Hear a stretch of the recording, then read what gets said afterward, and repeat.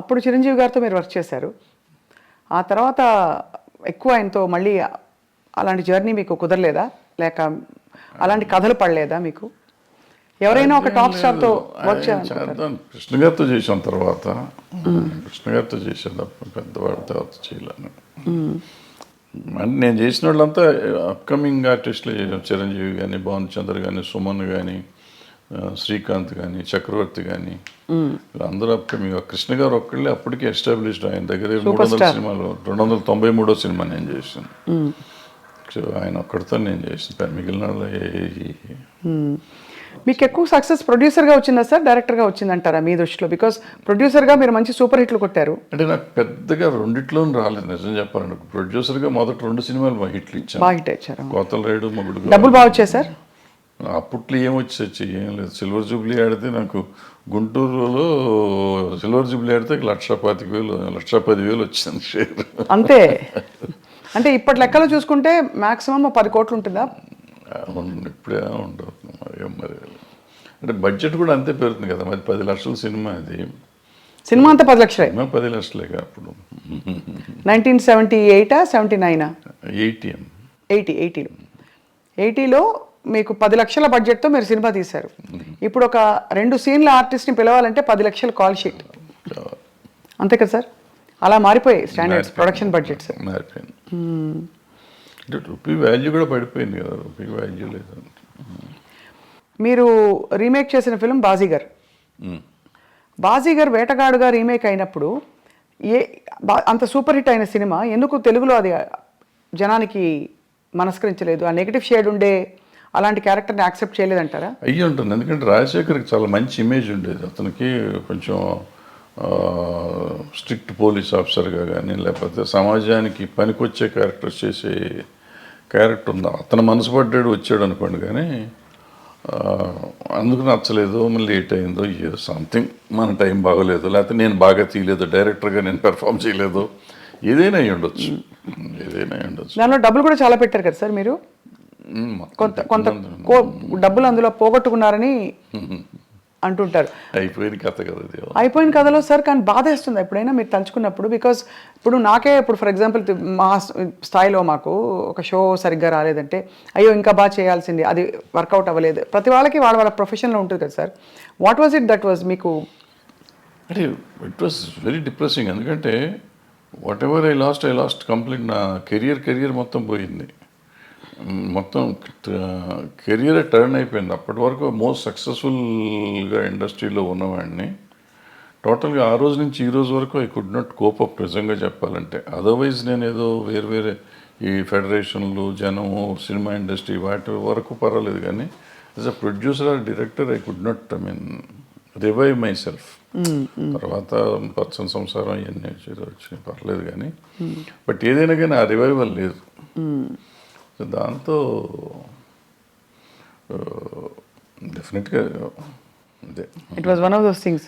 So తలుచుకుంటే మీకు అదే నేను ఎందుకున్నాను ఇండస్ట్రీలో అంటే మీకు ఒక వర్కౌట్ కాకపోయినా మీరు కొనసాగించడానికి కారణం లవ్ ఫర్ ద క్రాఫ్ట్ అని అనుకోవాలా?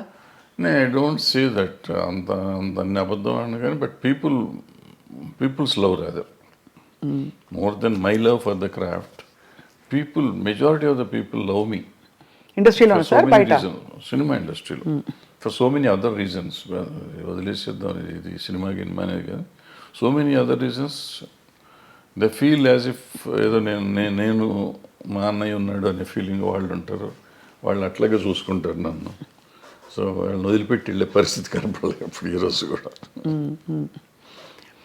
సార్ మీరు అంటే మీకు చాలా కమ్యూనిస్ట్ నేపథ్యం ఉండడం అవన్నీ తెలుసు. కానీ ఎక్కడా కూడా మీకు ఆ నేపథ్యం మామూలు విప్లవం అనే సినిమాలో కనిపించదు. మీ సినిమా కమర్షియల్ ఫార్ములా, కథలు, అవసరమైతే దేవుడి ఫోటోలు, అలాంటివన్నీ అన్నీ ఉన్నాయి. ఇప్పుడు నారాయణమూర్తి గారు చూస్తే ఆయన ఎర్రజెండ సినిమాలన్నీ, అలా భరద్వాజ్ గారి సినిమాలు అంటే అన్ని రకాల సాంఘిక సామాజిక కథలు ఉంటాయి అది. సో మీ జర్నీ కంటిన్యూయేషన్లో మీకు చాలా మంచి పేరు తెచ్చిన సినిమా స్వర్ణక్, ఆఫ్ కోర్స్, పోతే పోని, ఇవన్నీ. అంతకుముందు అలజడి ఆల్సో. అవును, 2000 సంవత్సరం సార్ అది 99, 2000 99, 2000లో వచ్చి అలజడి. So what was your most beautiful memory? పచ్చని సంసారం ఒకటి ఉంది కదా. పచ్చని సంసారం తర్వాత పచ్చని కాపురం కదా. లేదు, పచ్చని సంసారం తర్వాత రౌడీ అనేది తీసి కృష్ణ గారితోనే కృష్ణ గారితో పచ్చని కాపురం తీయలేదు సార్ మీరు? చేయలేదు, నేను చేయలేదు. పచ్చని సంసారం అవును, కృష్ణ గారితో రౌడీ పెద్ద హిట్ అది, చాలా పెద్ద హిట్. తర్వాత రౌడీ అనేది కూడా బాగా ఆడింది. కృష్ణ గారితో ఎలా ఉండేది సార్ మీ అనుబంధం? బికాజ్ బాగా క్లోజ్ సూపర్ స్టార్ కృష్ణ గారు. బాగుంటుంది. ఈ రోజుకి ఇంకా ఇవాళ కూడా వాళ్ళ ఆఫీస్లోనే కూర్చున్నాం కదా. ఫ్యామిలీతో చాలా బాగుంది.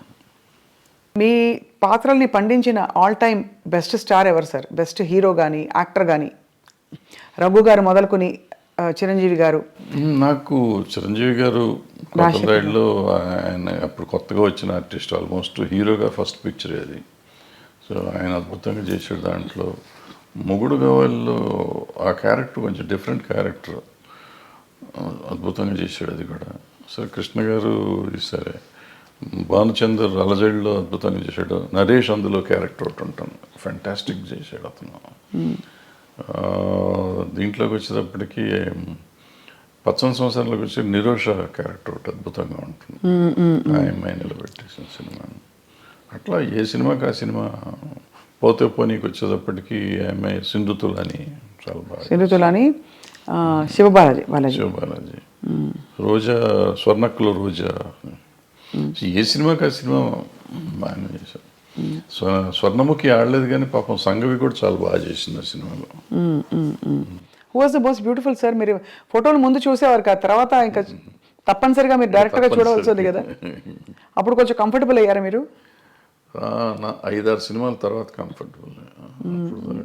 కష్టం. Is it the way your brought up? మీరు మీ పెంపకమా మీ స్వతహాగా మీ ఏదో అయ్యి ఉంటుంది, పెంపకమే అది. సో ఈ క్రమంలో సార్ మీరేమో అంత సిగ్గు బిడియం ఒక వాతావరణం నుంచి వచ్చారు. ఇండస్ట్రీ అనగానే ఒక చాలా ఫ్రీ స్పిరిటెడ్నెస్ ఇవన్నీ కనిపిస్తూ ఉంటాయి. సో మీరు మిమ్మల్ని అలాగే అట్టే పెట్టుకున్నారా, లేక పరిస్థితులతో భరద్వాజ్ గారు కూడా కొంచెం అడాప్ట్ అయ్యారా? లేదు, చాలా తక్కువ. ప్రాబ్లీ 25% అడాప్ట్ అయ్యి ఉంటాను, నాట్ 75%, 25%. టు సమ్ ఎక్స్టెంట్ కొన్ని అడాప్ట్ అవ్వకపోతే బాగా సర్వైవ్ అవ్వలేం కదా. అవునవునవును. Like what sir? For example అంటే కొంచెం సోషల్గా ఉండడం, సోషల్గా ఉంటాం అంతవరకు. అది కూడా నేను పార్టీ బర్డ్ని కాదు, నేను బయటికి వెళ్ళను. ఎక్కడికి వెళ్ళరా సార్? ఫంక్షన్స్ అయ్యేవా ఆ రోజుల్లో? సినిమా ఫంక్షన్స్ ఎక్కువ? ఫంక్షన్స్ అంటే మాకు అప్పుడు ఆడియో ఫంక్షన్స్ అటువంటి, లేకపోతే సినిమా ఓపెనింగ్లు అట్లా ఉండే, అంతే తప్ప వేరే ఉండే. ఈవినింగ్ పార్టీస్ అయితే లేదు ఎప్పుడు? నెవర్. సార్ ఇప్పుడు చాలామంది సినిమా ఇండస్ట్రీ నుంచి సీనియర్స్ అయిపోయిన వాళ్ళందరూ, లేదు ఇంకా సినిమాలు అయిపోయిన డైరెక్టర్లు బయట వచ్చి భాష్యం చెప్తున్నారు. అప్పట్లో వాళ్ళతో వీళ్ళు వాళ్ళతో అని. ఇప్పుడు మనకి నేను పేర్లు చెప్పను, బట్ మీకు అర్థమైపోయి ఉంటుంది ఎవరి గురించి మాట్లాడతారో. వాళ్ళు చాలా అంటే ఆల్మోస్ట్ ఎపిసోడ్గా చెప్తున్నారు, ఇలా ఏది ఆ రోజు ఇలా ఏదని. వ్యక్తిగత జీవితాల గురించి కూడా కామెంట్ చేస్తున్నారు. అంటే ప్రతి మనిషికి వ్యక్తిగతం ఉంటుందమ్మా. ఇప్పుడు ఇట్లా ఉంటే ఇట్లాగే ఉండేవారు, ఇట్లా ఉండేవారు నీకు అది వ్యక్తిగతంగా రకరకాలుగా ఉంటారు మనుషులు. సో దాని వ్యక్తిగతాన్ని గురించి ఇప్పుడు మనం మాట్లాడటం కూడా అనవసరం. ప్రతి మనిషికి ఒక పర్సనల్ లైఫ్ ఉంటుంది. ఆ పర్సనల్ లైఫ్ కొంతమంది ఈ సినిమాల్లో మామూలుగా ఇప్పుడు ఈ కాస్టింగ్ కోచ్ అనేదో చెప్తూ ఉంటారు చూడండి. అవునవును. అది అందరూ చేస్తారంటే అందరూ చేయరు. ఇప్పుడు ఇవన్నీ కూడా మీరు చెప్పింది కానీ నేను చెప్పింది కానీ 1% to below 10% ఉంటారు అటువంటి. మీరు ఇండస్ట్రీ చూసారు కదా, అంతే సార్. ఏ హీరోయిన్ ఎంత స్థాయి హీరోయిన్ అయినా సరే కాస్టింగ్ కౌచ్కి ఒప్పుకోకపోతే అసలు హీరోయిన్ అయ్యే ప్రసక్తే లేదు అని ఒక మాజీ డైరెక్టర్ గారు ఒక బహిరంగ స్టేట్మెంట్ కాదు, ఒక ఇంటర్వ్యూలో చెప్పారు. ఆయన చెప్తూ ఉండొచ్చు, తప్పే ఉంది. వాళ్ళ నమ్మకం అయి ఉంటుంది, లేదా వాళ్ళ జరిగిందేమో, ఆయన చేసిన పని చేసిన కంపెనీల్లో అట్లా జరిగి ఉండొచ్చు. ఆయన ఎక్స్పీరియన్స్ ఏంటో మనకు తెలియదు కదా. నా ఎక్స్పీరియన్సు, నేను ఇన్ని సినిమాల్లో ఉన్నాను, ఇన్ని రోజుల నుంచి నేను ఉన్నాను. ఆల్మోస్ట్ 50 years అవుతాను నేను ఇండస్ట్రీకి వచ్చి. 50 yearsలో I have never seen that, to be frank. ఇది అబద్ధం కాదు, నిజం. ఇన్ఫ్యాక్ట్ నాకు రివర్స్ నేను ఎక్స్పీరియన్స్ చేశాను. ఫర్ ఎగ్జాంపుల్ ఎలా రివర్స్ అంటే ఏంటి సార్? వాళ్ళు they offer themselves, girls, women. అంటే ఆఫర్ అంటే సర్వైవల్ కోసం అంటారా? ఇంతే పాపం. వాళ్ళకి ఏముంటుంది, భయం. మనం ఏంటో తెలియదు కదా. సో ఇటువంటిది అయ్యి ఉంటుందిలే మనం ఆఫర్ చేసేద్దాం, ఆయన అడగటానికి సిగ్గుపడుతున్నాడు, మనమే ఇచ్చేస్తే పోతుంది కదా అనే ఫీలింగ్లో అలా ఉన్నారా సార్ హీరోయిన్స్? అందరూ ఎవరో ఒకళ్ళు ఉంటారమ్మా. ఇప్పుడు వీళ్ళు అడిగారు అన్న ఎంతమంది తక్కువ మంది ఉంటారో అట్లా అడిగే వాళ్ళు కూడా అంతే తక్కువ ఉంటారు. That's why I'm telling it. You're giving a parallel, అది అర్థమైంది. బట్ అలా బిట్వీన్ 1 to 10% ఉంటారు తప్ప అప్పట్లో సెల్ ఫోన్స్ ఏవి ఉండేవి కాదు కదా సార్. ఏముండదు. అలా అడగడం ఎలా తెలిసేది మరి వీళ్ళకి? అంటే కబురు పెడతారా? డైరెక్ట్గా అడగటమే ఇవన్నీ, డైరెక్ట్గా అడగటమే. అడిగేవాళ్ళు అనేవాళ్ళు డైరెక్ట్గా అడగటమే. ఎటు అడిగినా, వీళ్ళు అడిగినా వాళ్ళు అడిగినా, వాళ్ళైనా పెద్ద దానికి మొహమాటం సిగ్గులు ఏముండవు. It's very awkward sir. And అంటే ఇంత బ్యూటిఫుల్ పరిశ్రమలో ఈ ఒక్క విషయం ఇంత చర్చనీయాంశం అవుతుంది గత 10 ఏళ్లలో. అంటే చర్చనీయాంశం అంటే 2 రకాలమ్మా ఇది. ఇప్పుడు పిచ్చి ముందా పెళ్లి ముందా అంటే ఇప్పుడు ఇద్దరికి ఇష్టమైతే ఇప్పుడు అడగగానే లొంగిపోతారు అనేది కూడా నేను నమ్మను. అన్లెస్ వాళ్ళకి ఒక అవసరం, నేను దీంట్లో సర్వైవ్ అవ్వాలంటే ఇది అయితేనే అవుతుంది అనుకుంటే లొంగొచ్చు. లేదంటే ఎందుకు లొంగుతారు వాళ్ళు? అలాంటి ఏమంటారు మ్యూచువల్ బెనిఫిట్ కోసం జరిగితే జరగాలి తప్ప నేనేదో ప్రతి వాళ్ళు ఇట్లా చేస్తారు అంటే జరిగేది కాదు. మీరు ఎప్పుడైనా ఇబ్బంది పడే సందర్భాలు ఉన్నాయా సార్? ఎట్లా అంటే డైరెక్ట్లీ ఆర్ ఇండైరెక్ట్లీ మీకు ఒక కబురు పెట్టి మీ హీరోయిన్స్ వండుకుంటే ఒకటి అరా ఉంటాయి అంతే కాదు కానీ ఒకటి. అంటే అందరూ అలా వచ్చి ఉంటారు కదా, మీరు చెప్పారు కాబట్టి ఐఎమ్ ఆస్కింగ్. సో చాలా మంది చాలా జెంటిల్, చాలా మర్యాదగా సొంత పిల్లల్లాగా. నాకు ఆడపిల్లలే 3. సో వాళ్ళంతా మన ఇంటికి వచ్చి ఇంట్లో ఆడపిల్లలాగానే ఉండేవారు తప్ప ఎవరు ఒకటి అరా 20 ఉన్నా కానీ పెద్ద విషయం.